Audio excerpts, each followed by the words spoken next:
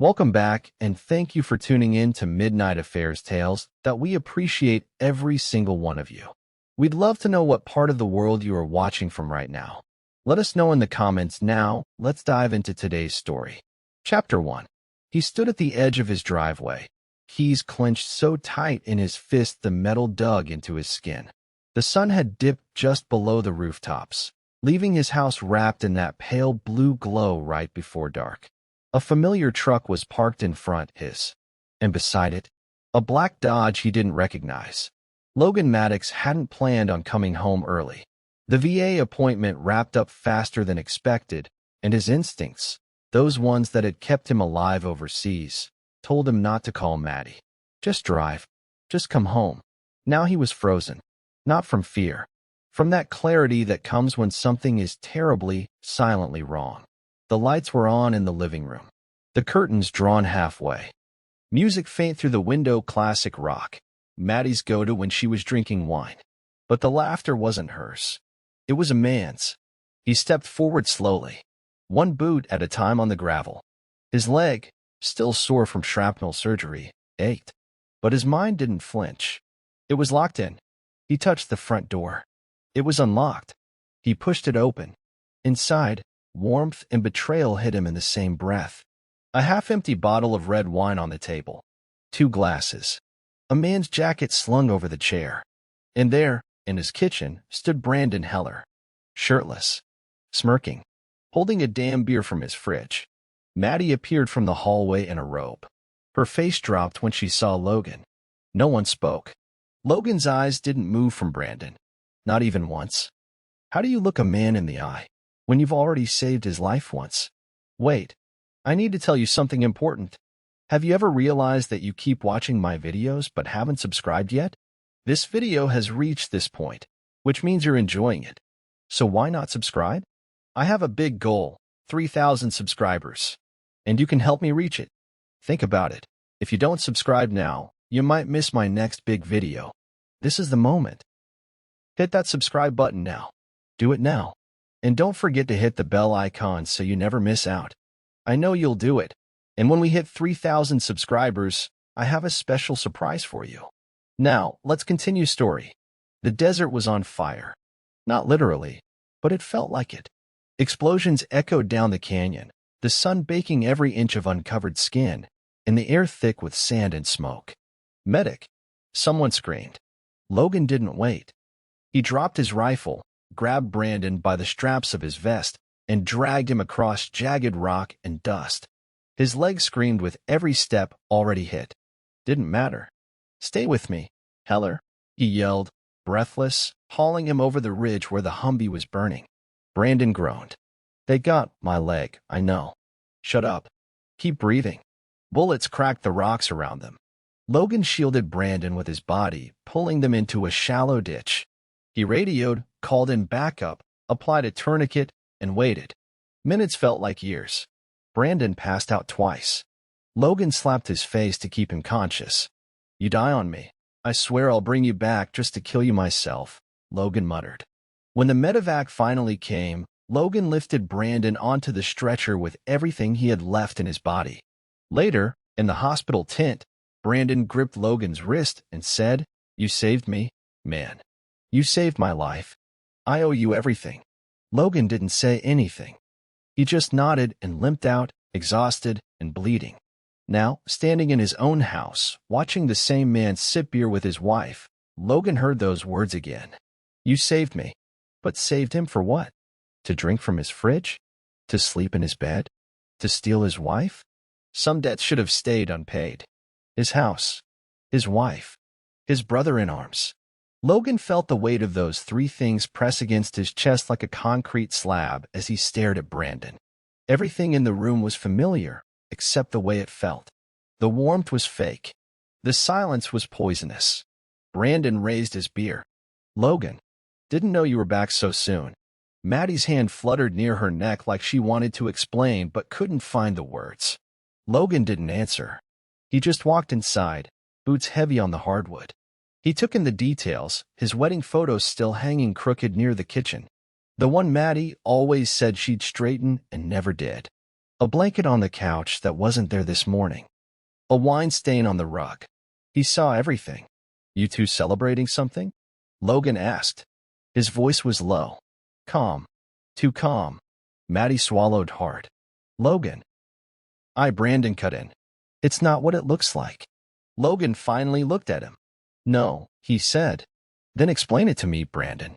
What does it look like when a man comes home to find another man in his house, drinking his beer, standing next to his wife in a robe?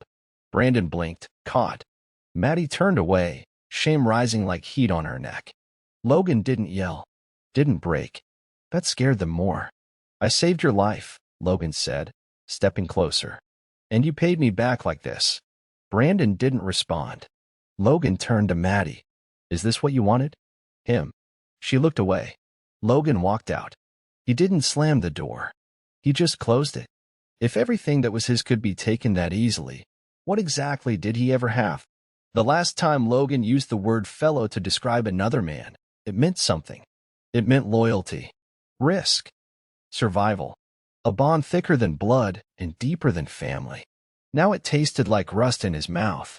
He sat in his truck across the street from a diner, engine off, staring through the rain-splattered windshield. Inside, Brandon was laughing. Not with Maddie this time, but with a couple of guys in contractor gear, casual, comfortable, like he belonged here. Like he wasn't a fraud in borrowed skin. Logan had been back in Idaho Falls less than a month, and already everything felt fake. Brandon had inserted himself into Logan's town, Logan's home, Logan's wife, and was now sitting in Logan's regular booth like he'd been there all along. You saved me, man. Those words haunted Logan like a bad dream. In combat, it meant something. You didn't let your fellow soldier die, not on your watch. You dragged him out, stitched him up, shared your water, and covered his blind side. But this wasn't combat anymore. This was home. And Brandon? He wasn't a fellow anything. He was a leech. Logan watched as Brandon stood and slapped one of the guys on the shoulder like they were old friends. He didn't limp, didn't flinch, just strutted out like a man who had no fear in the world. He got into his black Dodge. Logan turned his key and followed from a distance. Slow. No headlights. No rush. In the rearview mirror, he looked at himself. Fellow soldier, huh, he whispered. Yes, I didn't realize the enemy wore the same damn uniform. Being a soldier was never about the uniform. Not really. It was about the silence between gunfire. The way your hand stopped shaking when someone else was bleeding, and you had to move. The long nights where you stared at the stars and wondered if you'd ever see your front porch again. Logan knew what it meant to be a soldier. He didn't brag about it. He didn't tell war stories to strangers or flirt using his scars. He lived it. Then he buried it. But Brandon? He wore the uniform like a costume. Told stories at bars that Logan knew weren't his. Claimed credit for battles he barely survived. He turned combat into currency. Logan sat in the VA Community Center, half listening to the other veterans talk. He didn't speak. Not yet. He just scanned the room. That's when he saw her, Nova Brooks. She wasn't a vet. She was a journalist. War reporter. The kind who went into places unarmed and came out with stories no one wanted to hear. She approached after the session, handing him a card. You're Logan Maddox? He nodded. I've heard of you. Not sure if that's good or bad. She smiled slightly. Depends on who's doing the talking. He looked at her. I don't talk much. Then maybe you'd rather listen, she said. Because the story people are telling about Brandon Heller? It doesn't match the paperwork I've seen. That stopped him cold. What do you mean? I mean, she said, stepping closer, the man you saved, he might have been lying about more than just your wife. Maddie stood in the bathroom, staring at her reflection. This wasn't what she imagined life would look like. The robe was his Logan's. She had worn it without thinking. The wine was Logan's. The music, too. Everything around her still smelled like him, felt like him. And yet, he was gone. And Brandon? Brandon had filled the empty space like smoke. Fast. Invading. All-consuming.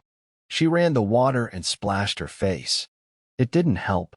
Brandon had been charming at first. He listened. Complimented her. Called her beautiful when Logan barely made eye contact anymore. But over time, it shifted.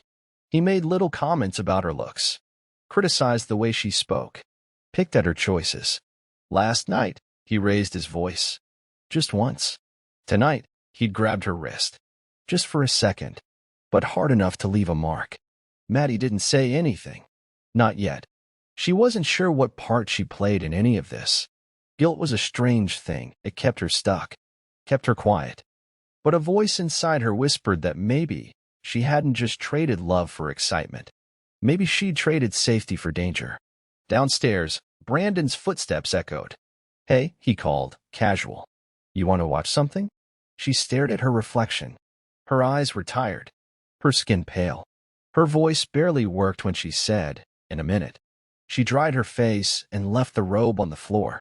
Logan's name was stitched inside it. She'd never noticed that before. Now she couldn't stop seeing it.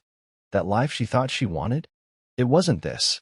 Only one man had ever seen Logan at his worst, and he was now sleeping in his bed.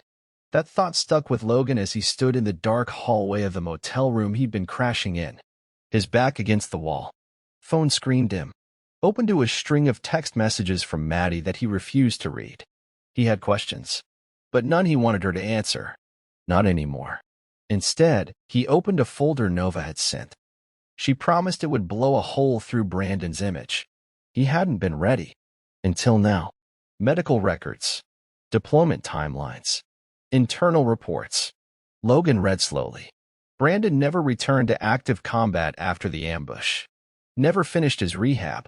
Yet somehow, he had medals, speeches, and a resume that made him look like a hero. It was fake. All of it. He'd taken Logan's story and turned it into his own. Only one person could have done that. Someone Logan had saved.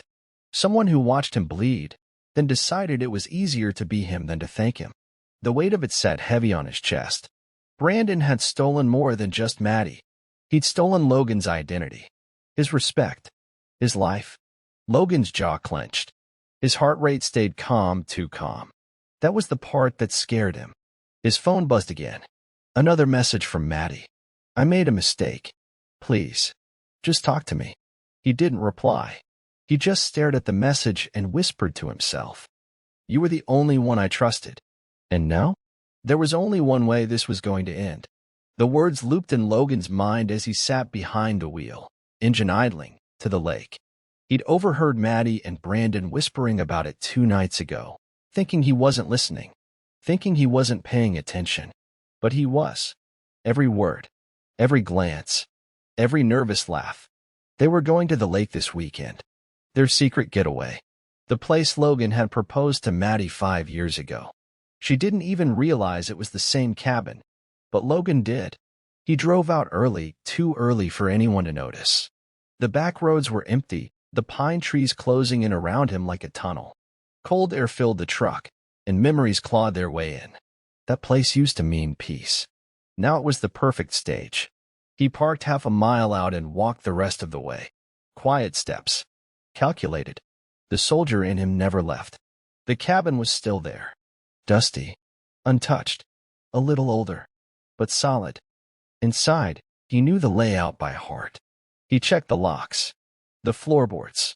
The drawer under the sink where they used to keep wine and aspirin. Still there.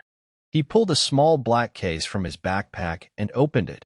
Voice recorder, mini camera, and a pocket knife he hadn't used since his deployment.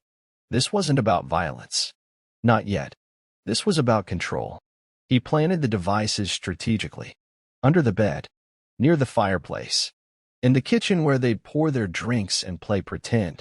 To anyone else, it looked like an old romantic trip. But to Logan, it was a trap they were walking into smiling.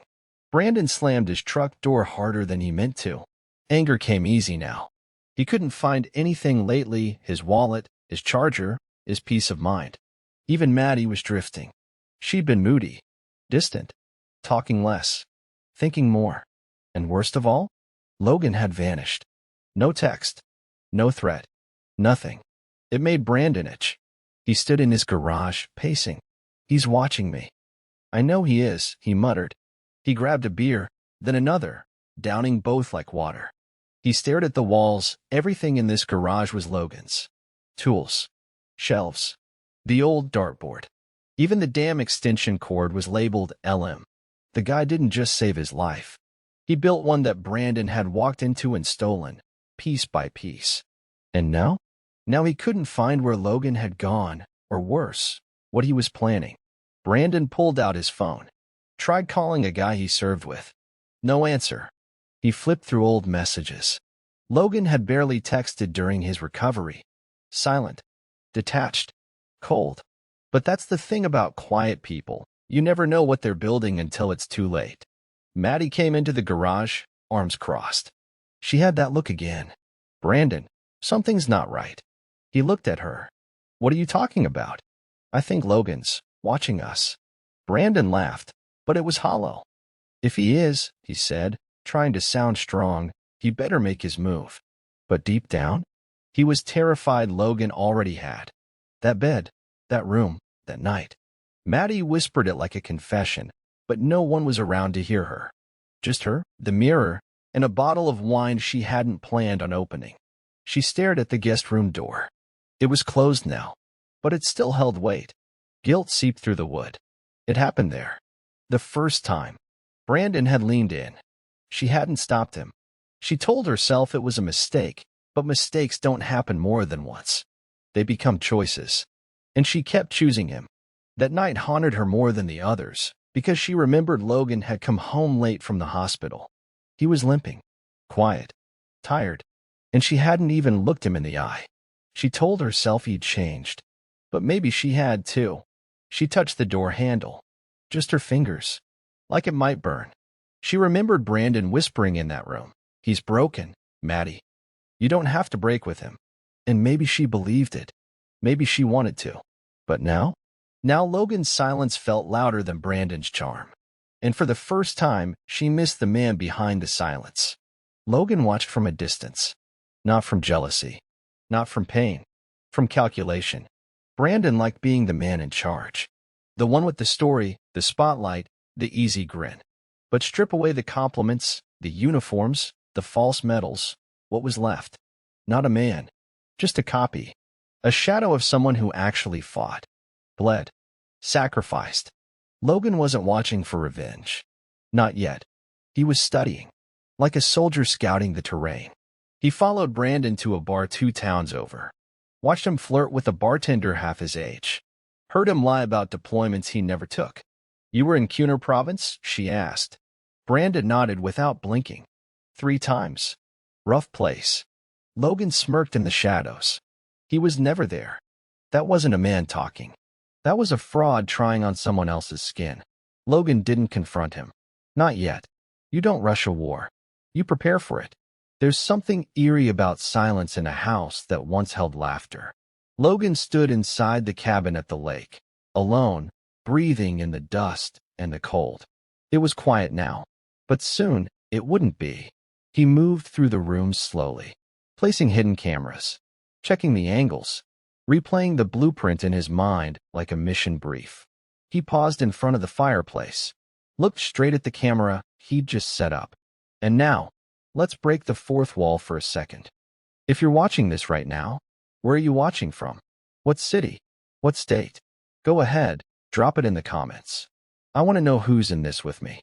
Who's sitting there thinking, "Logan, don't let this slide?" Because I promise you, I'm not. Logan steps back, smiles slightly. Let's make sure this thing gets seen in every city they ever try to hide in. Back to work. He set the last recorder behind a lamp. Outside, wind rustled the trees. The lake was still, calm, but not for long. Logan walked to the door, locked it, and whispered, "Welcome to the war, Brandon. I'll be watching you in every room." Brandon leaned back on the couch like he owned the place. And in his mind, he did. "This is all his," he laughed, holding up a bottle of bourbon. His couch, his TV, hell, even his damn cologne still in the cabinet. But where is he now? Maddie didn't respond. She just sat quietly on the edge of the recliner, hands folded, eyes blank. Her silence wasn't peace, it was pressure. Building. Waiting. Brandon poured 2 glasses. To victory, he smirked. Maddie didn't move. Brandon shrugged. Drank both himself. He walked through the house, touching things that weren't his. He stopped at Logan's old bookshelf, flipping through a worn military journal. His name was written inside the front cover. Staff Sergeant Logan Maddox, 3rd Battalion, 7th Marines. Brandon chuckled. Poor guy. Should have left it all behind. But that's the thing about people like Brandon. They forget that the things they're stealing, someone bled for. In the shadows, outside the house, a camera blinked red. Logan was watching, listening. Every insult, every lie, every moment Brandon forgot what his actually meant. Inside, Maddie finally spoke. Brandon, do you ever wonder what Logan's doing right now? Brandon's smirk faded for a second, then came back. He's probably crying into a bottle somewhere. But even he didn't believe that. Not anymore. Logan had never believed in ghosts. But walking through the empty house he once called home felt close. The agent gave him 10 minutes. Just enough time to grab whatever was left before the sale closed. He stepped inside, the air stale with disuse and something else, memories that refused to die. He stood in the kitchen, where he and Maddie used to eat takeout on the floor after late-night shifts. Where she used to hum while cooking. Where Brandon poured drinks now like he'd earned that right. The walls were still scuffed from the time they moved the couch. The fridge still had a faded magnet. Home is where the heart is. Logan ripped it off. He moved upstairs. Bedroom still had an imprint in the carpet where his nightstand used to be. A faint smell of her perfume lingered in the closet. But none of it mattered. Not anymore. He pulled out a small flash drive and slid it under the baseboard. One last surprise, just in case Brandon ever thought this house was really his. Logan stood in the middle of the living room and looked around. Not with sadness. With precision. He whispered to the walls. Let the house remember me better than she did. Then he left. Maddie sat in her car for 23 minutes before going inside. Brandon was pacing the living room, phone in hand, talking to someone. Loud. Aggressive. She couldn't hear the words, but she recognized the tone. It was the same one her father used to use before a door slammed or a glass broke. She opened the door slowly. Brandon turned. Smiled too quick. There you are. I was just talking to a buddy from Denver. He's got a job lined up for me. Might move with me down there. Denver? Yeah. Clean start. New house. Just me and you. She looked past him. The room was clean. Too clean. Like someone had erased the evidence of something ugly. Brandon moved closer. Too close. You're with me, right? His voice was soft, but there was no softness behind it. She nodded slowly. But something broke inside her then. She wasn't with him. Not anymore. Later that night, she opened her laptop and found an anonymous folder in her email. Labeled, with love, from the truth. She clicked. Photos. Videos. Voice clips. Brandon. Other women. Other lies. And in one video, Logan's voice. I never stopped watching. I just stopped waiting. She covered her mouth. Brandon had taken everything. But Logan? He was about to take it back, with interest. Brandon was drunk. Not the sloppy kind. The dangerous kind. He sat outside on the deck, staring up at the stars like they owed him something. The bottle of bourbon balanced on the armrest, his phone screen glowing in his lap with a dozen unanswered messages.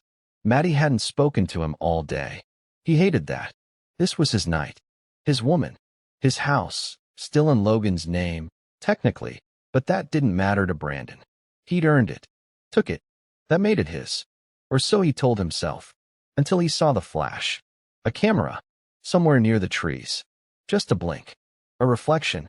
He stood up fast, knocking the bottle over. Who's there? He shouted into the dark. No response. Just the hum of crickets and the rustle of trees. His fists clenched. That cold, creeping feeling in his gut was back. He wasn't alone. Inside, he tore the house apart, looking for bugs, wires, cameras. He found nothing. But that didn't calm him. Because somewhere out there, Logan was watching, listening, waiting. And Brandon knew. If Logan had come back to take what was his, he wasn't doing it loudly. He was doing it with precision, like a soldier. Maddie hadn't called herself a wife in a long time. Not out loud. Not even in her own head. The word felt too big now. Too heavy. She stared at the wedding photo she once had framed on the hallway shelf. Her and Logan.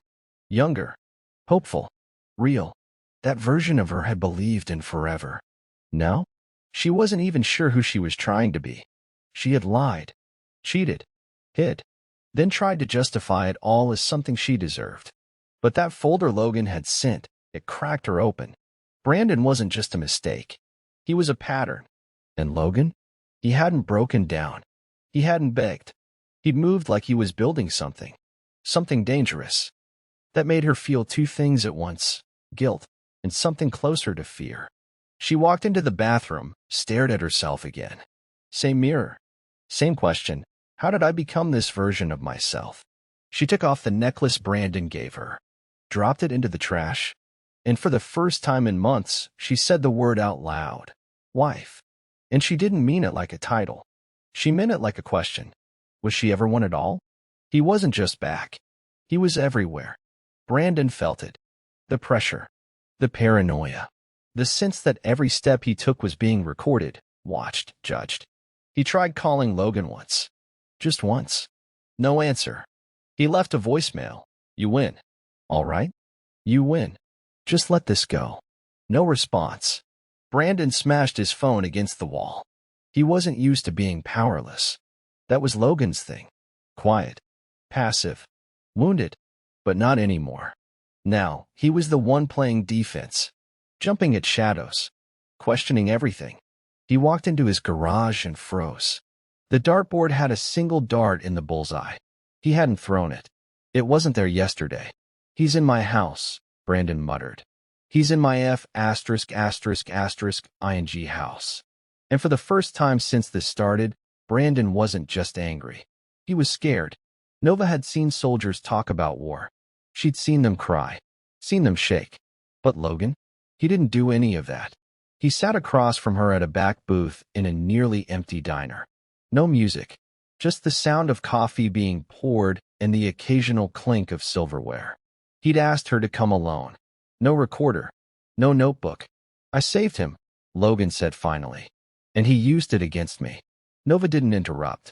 She knew the silence after a sentence like that was where the real weight lived. I dragged him out of that fire. My leg was torn open. I was bleeding through my uniform. But I carried him, screaming, because I believed in something. What did you believe in? She asked gently. He stared out the window, then answered without turning his head. That you don't leave your own behind. That there's something sacred about saving someone. Nova leaned forward. And now, he met her eyes. Now I know that saving someone doesn't mean they'll live the way you hoped they would. Nova didn't flinch. So what are you going to do? Logan looked down at the scar on his leg, tapped it once, then smiled, but it didn't reach his eyes. I'm going to save myself next. The courthouse parking lot was almost empty when Logan stepped out of his truck, papers in hand. No lawyer, no backup, just him. Inside, the clerk looked over the stack, a property transfer, power of attorney revoked, financial accounts severed, a full legal firewall, everything that was his. Brandon wasn't touching it again. The woman behind the desk looked up at him. You're serious about this, huh? I was serious the first time, Logan said. Just didn't protect it like I should have. He walked out and didn't look back. Later, Brandon's phone buzzed. He laughed when he saw the alert. Then he read it again. And again. Effective immediately, it said. You have no legal access to Logan Maddox's home, assets, or accounts. Cease all occupancy within 48 hours. Brandon crushed the paper in his hand. This is war, he muttered. He still didn't get it. This wasn't war. It was justice. The reunion was loud, laughter, stories, old photos being passed around. Logan stood in the back, nursing a water bottle, watching it all. He hadn't planned to come, but something in him needed to remember what fellow soldier actually meant. He saw Morales first, guy who stitched him up after that ambush. Then Denton, the radio man who always smelled like beef jerky and regret. And then he saw Brandon, across the room, alone. No one stood near him. No handshakes. No jokes. Just a man with a drink and silence closing in on him. Logan walked past him, said nothing. Brandon turned to speak, but froze. Because no one made eye contact. He wasn't one of them anymore. He'd worn the uniform, but never earned the Brotherhood. And now? He was just a man in a borrowed jacket. Outside, Logan lit a cigarette he didn't even want. Nova joined him, arms crossed. That felt like a funeral, she said. Logan nodded. It was. For him. No, he said. For the version of me who thought he was worth saving. Brandon had the jacket on again. The military one. The one with a name tag that wasn't his to wear. He stood in front of a mirror, practicing a speech. His voice low. Stern. Convincing. I served. I bled. I fought for this country. But the more he said it, the less true it sounded. The reflection didn't match the story. The jacket still smelled like smoke, from the bonfire he'd thrown it into once, then pulled back out because the guilt wasn't strong enough to finish the job. Logan's words haunted him. I saved your life. And you paid me back like this. He kept telling himself he earned the life he had now. The woman. The house. The second chances. But lately, nothing felt earned. Especially not the uniform. That night, he walked into a bar outside of town wearing the jacket. A few vets were there. He could tell by the eyes. The way they scanned the room without moving their heads. One of them stood up. Big guy. Gray beard. Calm, but not soft. You say you were in Cuner? He asked. Brandon nodded. 3 tours. The man studied him. Quiet. Then said, I buried my nephew in Cuner. Never heard your name. Brandon forced a grin. Big war. Yeah, the man said. But soldiers remember soldiers. The weight of it landed hard. Brandon left 5 minutes later. Didn't even finish his drink. He couldn't fake being a soldier anymore. Especially not when the real one was watching. Maddie sat in the back of a bookstore cafe, the kind of place she hadn't been to in years. She used to come here before marriage, before war, before everything got so complicated. Now she was here again, but nothing felt familiar. She'd brought a notebook. Blank pages. She didn't know why. Maybe to write something. Maybe just to see if she still remembered how to tell the truth. She stared at the cover, then opened to the first page. And she wrote, This isn't the life I meant to live. It stopped her cold. She hadn't planned the sentence. It just came. Outside, the street buzzed with people, normal people. Laughing, walking, living. Not watching their backs. Not hiding their bruises. Not lying every time someone asked how things were going at home. Her phone buzzed. Logan. Not a message, just a forwarded document. Divorce finalized. No note. No goodbye. No anger. Just a signature. Her hands trembled. This was freedom. But it didn't feel like it. Not yet. And then she looked down at the notebook again. She flipped the page. Wrote something else. Now I have to decide what kind of life I actually want. And for the first time, the pen didn't feel heavy in her hand. Only one person had ever seen Logan's worst and stayed. That person wasn't Maddie. It wasn't Brandon. It was Logan himself. He sat on the hood of his truck parked high above the city, looking out over the lights. Alone. Quiet. No plans. No angles. Just air. He hadn't told Nova where he was going. He didn't need to. Sometimes, being alone was survival. Other times, it was the only place you could be honest. He remembered the day he got the call that Brandon was alive, that he'd made it through surgery. He remembered the relief. The pride. Now he wondered why he'd ever felt it. Only a fool saves someone who's just gonna steal your whole life. But Logan wasn't bitter in that moment. He was clear. He'd spent months planning, watching, exposing. Now, he was done. Let karma finish it, he said aloud, like the sky needed to hear it. And maybe it did. Because the wind picked up, and he heard a message buzz on his phone. It was from Nova. One sentence, he's cracking. Logan stared at the screen, then smiled. Because he knew exactly what happened when a man like Brandon started breaking. He made mistakes. And Logan was ready for the last one. To the outside world, Brandon Heller was still holding it together. He smiled in public. Posted filtered photos on Instagram. Told a few new people he was starting a business, that he was transitioning out of some things. But behind closed doors, the cracks were spreading. He hadn't slept through the night in a week. The smallest sound made him flinch. He unplugged the microwave because the ticking sound made him paranoid. He thought moving to the lake with Maddie would give him peace. Instead, it gave Logan everything he needed. The microphones, the cameras, the silence between arguments. Maddie had been quiet lately, watchful, distant. She didn't touch him, didn't ask him to stay in bed. Brandon told himself it was stress, but deep down he knew.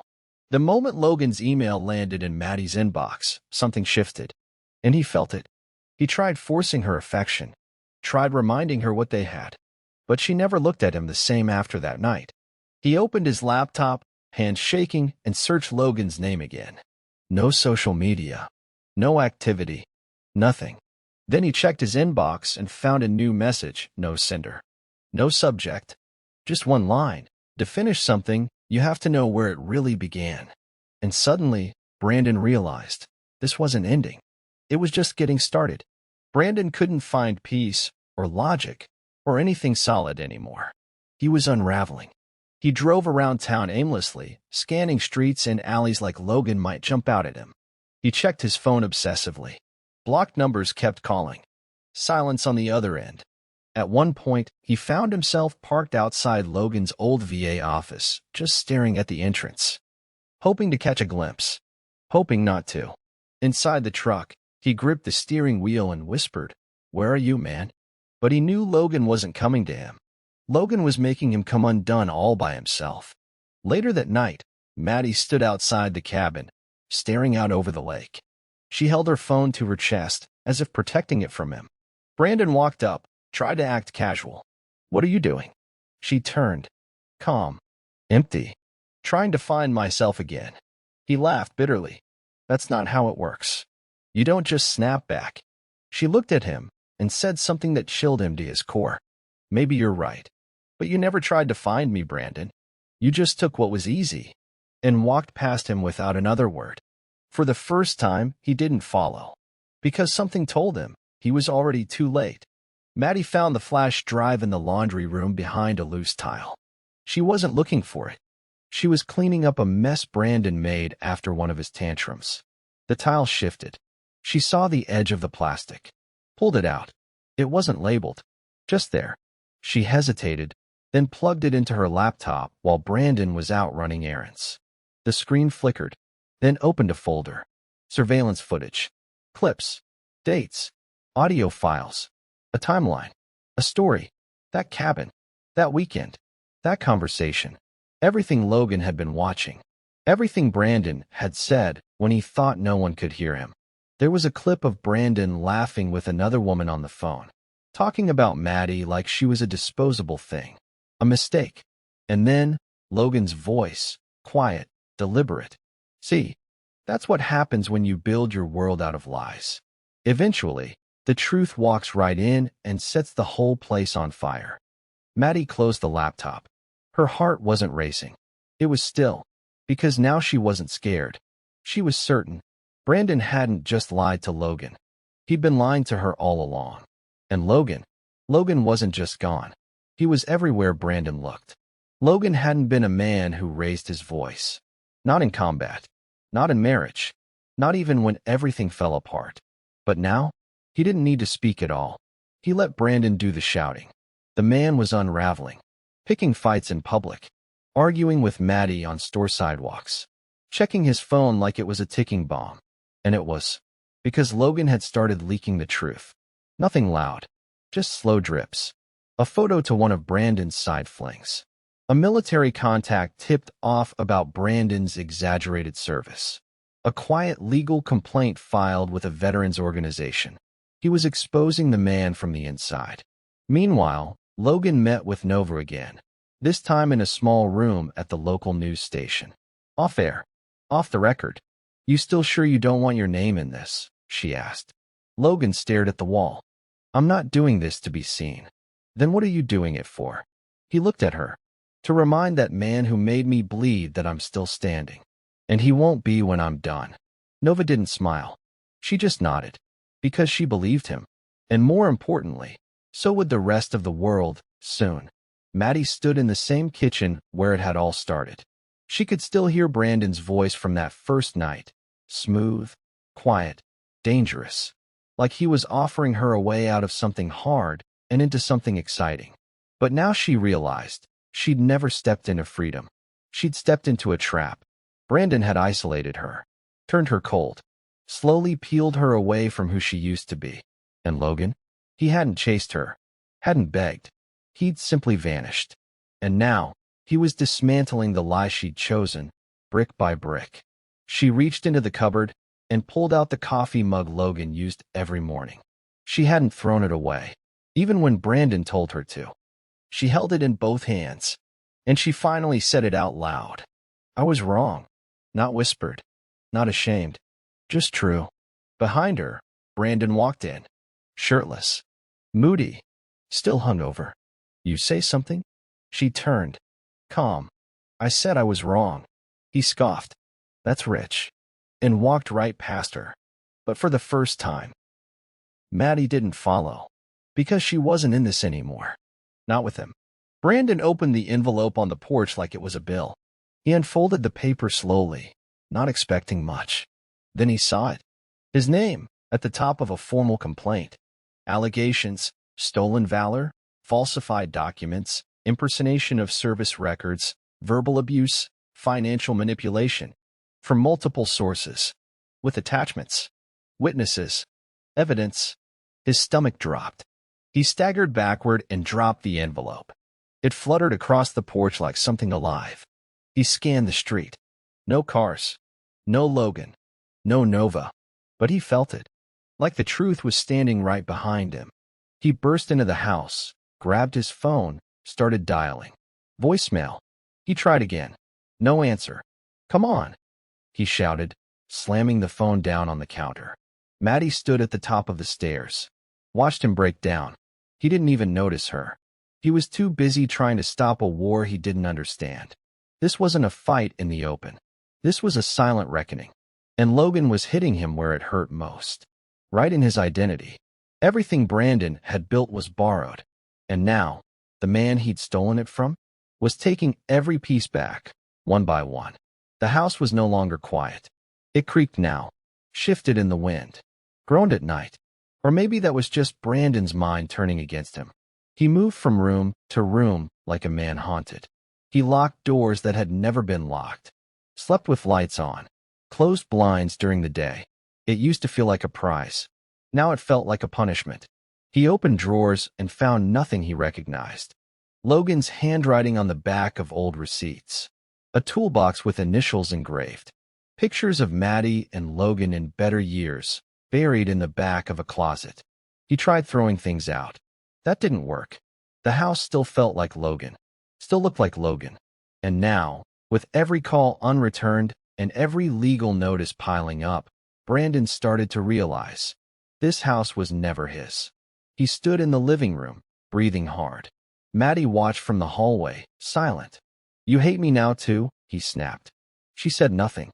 Say it, he shouted. Still nothing. He threw a lamp across the room. It shattered near the window. Maddie didn't flinch. She'd seen worse. Maybe not with her eyes, but she'd seen it in herself. Brandon looked around, breath ragged. Everything here, everything he thought he'd won, was turning against him. Because he'd taken someone's life. And now it was taking him back. Maddie sat on the floor of the bedroom, knees pulled to her chest. She used to sleep with love beside her, then with guilt, then with a stranger who only reminded her of what she'd thrown away. Brandon was spiraling. Every day a new outburst, a new silent treatment. He accused her of things she didn't do, while hiding things she could now prove. And yet, she stayed. For what? She didn't know. Until tonight. The power went out. The storm outside had knocked down lines. She reached for her phone, but Brandon had taken it earlier. You don't need it, he said. You don't talk to anyone anyway. She sat in darkness for a while, just breathing. Then she remembered the box in the attic. A shoebox. Old photos, letters. One from Logan. She climbed up carefully, flashlight shaking in her hand. She found it buried under blankets. Inside, the letter. I know you feel alone right now. But if there's ever a day you need to remember who you are, with no judgment, no shame, read this. She read it again and again. by candlelight, with tears in her eyes. Brandon was downstairs yelling at the power company. But Maddie? She was already gone. Because being with someone doesn't mean being safe.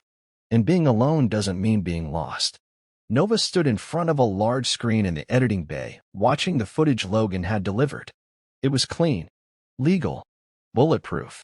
Clips of Brandon lying about combat, flirting in uniform, selling fake stories for speaking gigs, texts, bank receipts, screenshots of his web of manipulation, and one clip that made Nova lean forward. Brandon talking to a woman in a motel room, drunk, laughing. He's too soft to come back. He gave me his house, his wife, his damn life, and I didn't even have to ask for it. Nova turned to Logan, who stood in the back of the room, arms folded. This is enough, she said. It'll destroy him. Logan nodded once. No smile. Are you ready for that? She asked. He didn't blink. It was never about destroying him. It was about reclaiming what was mine. Nova hit render. This goes live in the morning, she said. Logan didn't say thank you. He just whispered. It's his turn to watch something burn. Her name was Tessa. She lived 2 states away, in a small apartment above a closed-down flower shop. She worked evenings as a waitress and nights cleaning hotel rooms. And years ago, she had been Brandon Heller's wife. Nova found her.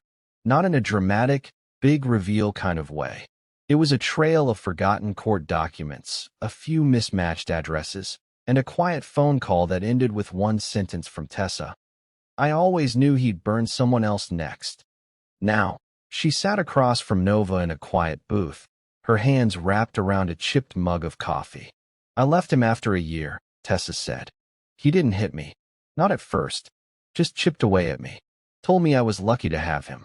Made me feel like I owed him everything. And when I didn't agree, he made sure I had nothing. Nova slid the recording device closer. Did he ever mention Logan Maddox? Tessa nodded. Only once. He called him a loser who thought honor still meant something. Nova blinked. Did he ever tell you about the military? Oh, yeah, Tessa laughed bitterly. Said he was a war hero. Showed me a scar that looked more like a fall from a bicycle than a battlefield. Nova didn't smile. She didn't need to. The story was writing itself. Back in Idaho Falls, Maddie sat on her front porch, reading the article Nova had published an hour earlier. Brandon Heller, the man who wore a hero's life like a mask. She scrolled slowly. And when she saw Tessa's face, the caption under it reading his first wife, her stomach turned. She wasn't the first. She'd just been the next. And now? She refused to be the last. He sat in the same booth every morning now. Logan. Same black coffee. Same quiet corner. Same worn notebook open beside him. But today, everything around him felt different. People glanced at him, then looked again. Respectfully. Some nodded. One man, older, Vietnam vet by the look of his hat, walked past and said, "You did right, son." Logan didn't respond. He hadn't done it for recognition. He'd done it because there were lines you don't cross. And if someone spits on those lines and still wins, then maybe the rest of the world stops believing in things like honor and sacrifice. He wouldn't let that happen. Nova's article was already spreading. Local news picked it up. Social media caught fire. Veterans groups started asking questions. Speaking events Brandon had lined up got canceled. One sponsor released a statement publicly cutting ties. And somewhere in all that noise, Logan finally breathed. He didn't celebrate. He didn't gloat. He just sat there and felt everything settle in his chest like weight being lifted. Not all of it, but enough. Outside the diner, Maddie stood on the curb. She didn't come in right away. She just watched him. The man who never yelled. The man who never made a scene. The man who could have destroyed her, but didn't. He looked up, saw her through the window. He didn't wave. He didn't smile. He just nodded once. And for the first time since all of it started, she nodded back. The courtroom was nearly empty. No jury. No cameras. Just a clerk, 2 lawyers, and a quiet judge reviewing documents behind the bench.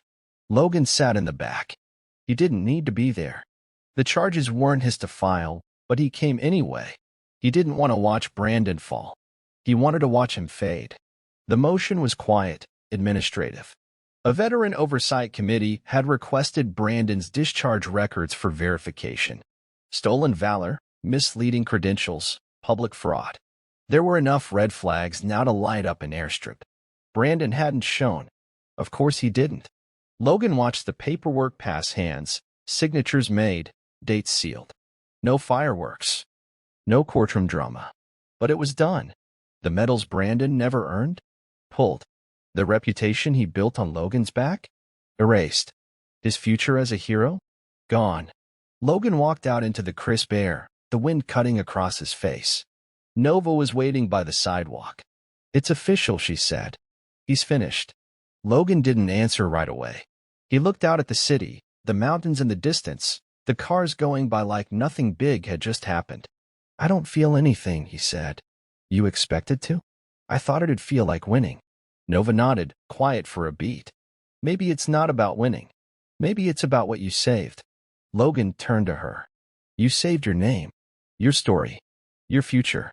And maybe, in some quiet way, you saved Maddie from him too." Logan didn't answer. But deep down, he knew she was right. He hadn't set out to rescue anyone this time. But somehow, by not giving up, he'd finally saved himself. Brandon sat in the dark. The curtains drawn. The TV off. The bottle on the table nearly empty. No phone calls. No visitors. No Maddie. His face was all over the internet now, just not for the reasons he wanted. Forums were tearing apart his service record. Reddit threads called him a discount con man in combat boots. No more speaking gigs. No sponsors. The nonprofit he tried to start? Gone. Donors pulled out within 24 hours of the article dropping. He tried calling Maddie once. Then Nova. Then even Logan. No one answered. He stared at his reflection in the blank TV screen. This was his now. The silence. The ruin. The shame. The problem with stealing another man's life is you never learn how to live in it. He'd worn Logan's story like a costume, paraded around in it for attention, affection, power. But now, he was just Brandon again. Just the man behind the lie. And all he had left was an echo of something that never really belonged to him. A knock came at the door. He jumped, heart racing. But when he opened it, no one was there. Just a box. Inside, his old combat boots. Untouched. Logan's handwriting on a note. "Time to stand in your own." Brandon sat on the floor, holding the boots like they were bricks. Because deep down, he knew the truth. Everything he built was never his to keep. The cemetery was quiet. Just wind, leaves, and the soft hum of tires from a nearby road. Logan stood in front of a headstone. Not Brandon's. Not anyone famous. Just a man named Daniel Rhodes. Rhodes had been his squad mate during the second tour. Same deployment where he pulled Brandon from the ambush. Daniel didn't make it back. Every year, Logan came to this spot. Same day. No photos. No social media. No flowers. Just him. He knelt down slowly, the weight in his knees not just from injury, but from memory. "Hey, brother," he said, voice low. "You're still the best shot I ever saw. Even if you never let me forget it." He paused. "I did it, man. I handled it. Took my life back. Maybe not all at once, but enough to stand here and not feel like a fraud." He looked up at the sky, then back at the ground. "You wouldn't believe the mess Brandon made. You probably would have punched him yourself before I had the chance." A soft laugh escaped. Then silence again. Logan stayed there a while longer. Not talking. Just remembering. That's what being a fellow soldier really meant. Not just surviving beside someone, but honoring them after they're gone. He stood finally, brushing the dirt from his jeans. And as he walked away, the wind picked up, carrying the feeling that maybe, just maybe, Daniel heard him. Nova sat across from Logan at her apartment, her laptop open between them. She had just finished showing him the final footage. The full story. Edited. Tight. Honest. Emotional. It was going live at midnight. He didn't say much. Just nodded. Eyes locked on the screen. "You ready for this?" she asked. "I don't think I ever will be," he said. "But it's not about me anymore." Nova leaned back. "You know, you never really told me what kept you going. Why you didn't just disappear." Logan looked at her. And then, for the first time, he said it out loud. Because I still believe in something. Nova waited. He continued. Being a soldier isn't about medals. Or war stories. Or the crap they sell at gas stations around Veterans Day. It's about standing for something. Even when it's hard. Even when it costs you everything. She stared at him. And this time, she didn't see a broken man. She saw a survivor. A fighter. A man who'd walked through hell and brought something back. I didn't want to be the guy who let someone like Brandon carry the flag while good men stayed silent, Logan said. So yeah, I stood up. Nova closed the laptop and folded her hands. You did more than that, Logan. You reminded people what a real soldier looks like. He didn't answer, but deep inside, he finally felt it. Not pride, not revenge, just peace. Logan didn't expect to find peace in a broken-down community center, but here he was, sitting in a folding chair under buzzing lights, across from a group of guys who knew what it meant to carry invisible wounds. The local VA had asked him to speak. He said no, twice. Then he showed up anyway. No speech, no script, just stories. He told them about the ambush, about saving Brandon, about the silence that followed when he came home and found his life empty, taken, twisted. But then he told them something else. I thought revenge was going to fix it, he said, voice even. I thought once I exposed him, humiliated him, made the world see what I saw, I'd feel whole again. He looked around the room, every man watching him. But it didn't make me whole. It just cleared the space. Gave me a chance to ask, now what? After the meeting, a younger vet, maybe early 30s, pulled Logan aside. You really think life can be good again? Logan didn't answer right away. But then he said, yeah. I don't know when or how, but I know it starts with wanting it to be. That night, he drove to the old gym off Fremont Street. It was mostly empty. He laced up gloves, hit the bag slowly, deliberately. Not with anger, not with rage. Just rhythm, control. A man reclaiming his life, not from Brandon, but from whatever part of himself gave up on the idea that he still deserved one. Only once did Maddie try to contact Logan again. One message. No subject line. Just a short paragraph. I don't expect anything.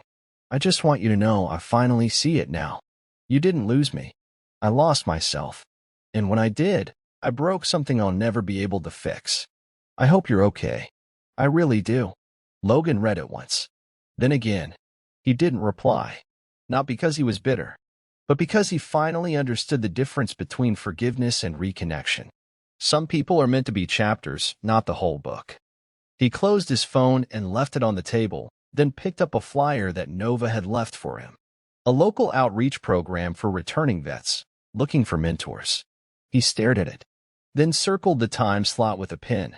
Later, Nova asked him, You sure about this? He nodded.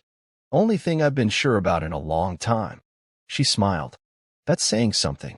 He looked out the window. The sun was setting, but the sky wasn't dark yet. It still had a little light left in it. Just like him. To most people, it was just a guest lecture. A Tuesday night slot at the local college. Small auditorium. Folding chairs. Half the room filled with students half listening, checking their phones between glances. But to Logan, it was a test. Could he speak out loud about everything, without breaking? He stepped up to the mic, no notes in hand. The stage lights weren't bright, but they were warm on his skin. A few familiar faces were in the crowd, Nova, sitting near the back with her arms crossed and eyes locked in. A few veterans from the support group.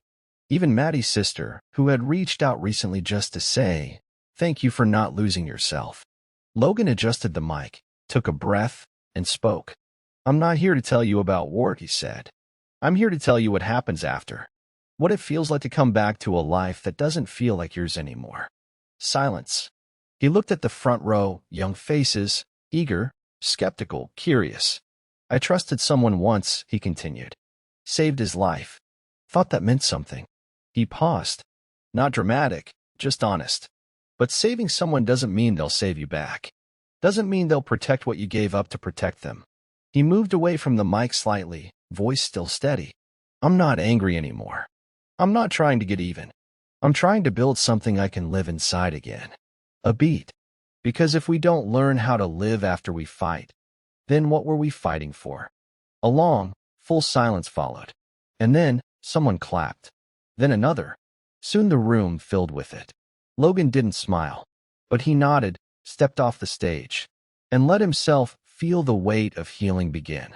The cabin by the lake was still standing. Logan hadn't been back since the day he'd planted the cameras, since the day he set the trap. Now, months later, he stood at the edge of the dock, wind brushing past him, the water calm and untouched. He didn't come to destroy anything. He came to find something. Closure. Memory. Maybe even the version of himself he left here. Inside the cabin, dust had settled. The furniture was untouched, but the air was different.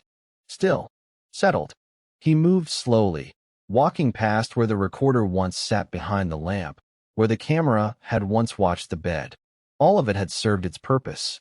He stepped into the kitchen, poured himself water from the same tap they used to fill wine glasses.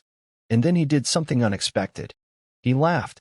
Quiet, honest, almost surprised at the sound. Because for the first time, this place didn't hurt. It didn't haunt him. It was just a place. And he was finally free of it. He walked back outside, sat on the edge of the dock, legs hanging over. Sun dipping low. Sky soft orange. He whispered out loud, not to anyone, just to the quiet. I didn't think I'd ever find myself again. But he had. Piece by piece. Not through rage. Through resilience. He reached into his jacket, pulled out a folded photo, one of him and Daniel Rhodes, back before the ambush. He let the wind take it, watched it drift, and smiled for real this time. Because in losing everything, he'd finally found the part of him that was never meant to disappear. Chapter 44, that man? He died in Afghanistan. Logan said it without bitterness. No edge. Just truth. He sat across from Nova in the quiet of a corner cafe. The same one where they'd first talked. No crowd. No pressure. Just two people who knew each other in a way words couldn't fully explain. Nova leaned forward. Which man? He looked out the window. Cars passed. People laughed on the sidewalk. Life was moving. For a long time, he wasn't part of it. The one who tried to carry everything. The one who thought loyalty meant silence. That version of me, he didn't make it back. And maybe that's okay. Nova nodded slowly. What about now? He didn't answer right away. Just reached into his jacket and slid a folded envelope across the table. It was addressed to Maddie. I don't need to send it, he said. But I needed to write it. She didn't open it. She didn't ask what it said. She just understood. Logan sipped his coffee. You ever wonder, he asked, if we become someone new not by winning, but by surviving what tried to change us? Nova smiled. I think you already have.